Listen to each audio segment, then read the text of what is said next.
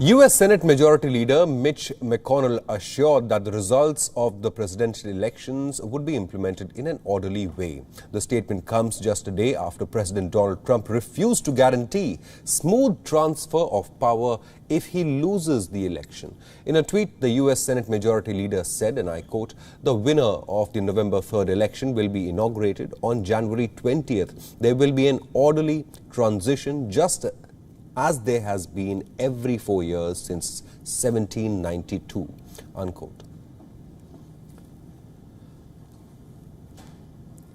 US President Donald Trump sparked an outrage on Wednesday when he declined to commit to a peaceful transfer of power if he loses the upcoming elections in November to Democrat rival Joe Biden. When asked at a White House press conference whether he committed to the most basic principle of democracy, this is how Donald Trump had responded. Will you commit to making sure that there is a peaceful transferal of power after the election? Well, we're going to have to see what happens. You know that I've been complaining very strongly about the ballots, and the ballots are a disaster. I understand that, but people are rioting. Do you commit to making sure that there's a peaceful transferal of power? We want to get rid of the ballots, and we'll have a very peaceful. There won't be a transfer, frankly. There'll be a continuation. The ballots are out of control. Donald Trump is currently behind in the polls against Democratic rival Joe Biden. For months, Trump has cast November's election as being rigged. He has attacked Democrats for promoting use of mail-in ballots due to the COVID-19 pandemic. There is no evidence that ballots sent through the post have ever led to significant fraud in the U.S. elections. Now, for more details on this development, we are now being joined by Jagruti Dave, live from Washington, D.C. Now, Jagruti, Donald Trump has forever questioned the mail-in ballots, and while he can do that, his statement that we just played out for our viewers that he did not commit to the transfer of power caused a lot of uproar. Democrats attacked Donald Trump, some even going as far as calling him a dictator or wanting to be one.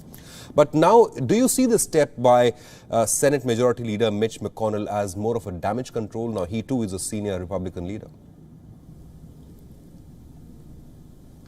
Yes, that is what many Republicans have come out and done. They have obviously been asked this question by reporters, asked for their reaction. And whilst many Republicans, including Senate Majority Leader Mitch McConnell, didn't really reference President Trump by name, they were still trying to clearly calm voters by saying that, the US elections have been orderly in the past and they will continue to be orderly as we go on. There's been a lot of worry about the election with the comments that Donald Trump has made about mail-in voting, given that the number of people expected to vote by mail in this November's election is expected to rise because of the coronavirus, with many people preferring to stay at home and vote rather than stand in queues, in lines at polling stations. So this is what many states are expecting, a surge in mail-in voting. But then when you have the president who is casting doubt on the integrity of mail-in ballots,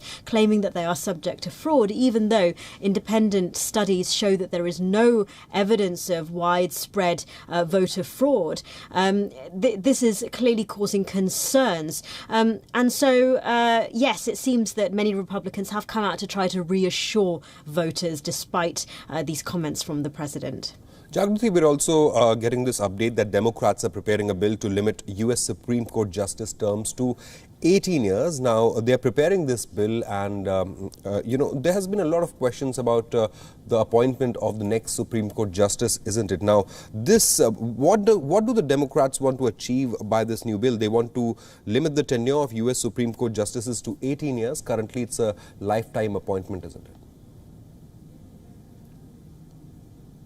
Well, one of the concerns about the appointment is that it's happening before the election, which will tip the balance if President Trump nominates a conservative judge, which many expect him to, and if the Senate approves that, it will tip the balance of the Supreme Court away from liberal justices and in favour of conservative justices, which many Democrats are worried that if the election is a close one, that it could end up in the courts in a litigation. Now, the last time time, the one and only time the election has gone to the courts was in 2000 with George W. Bush v. Al Gore, and that was decided in the Supreme Court. And so people are concerned, Democrats in particular, are concerned that if that happens this time round, the balance will be tipped in favour of conservative judges. And so this is clearly one of the reasons one of the points in mind that many Democrats have as they try to sort of change the tenure of judges on the Supreme Court. Right. So the next question is, will Donald Trump be able to make that appointment before the November election? That's the big question, isn't it? Obviously, he wants to do so. And we are getting ever closer to the first presidential debate, isn't it?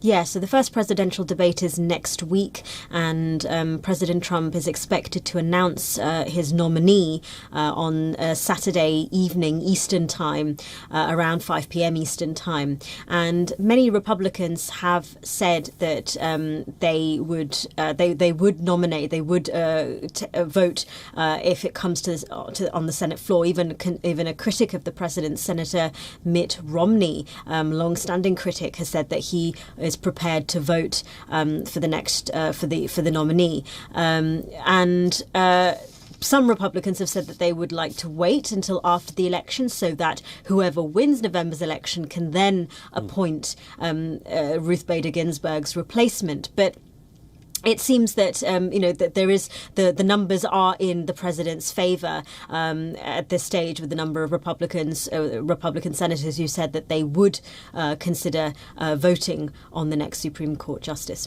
Jagrathi, thank you so much for joining us and getting us all those updates as we get ever closer to what promises to be a very interesting and fascinating US election.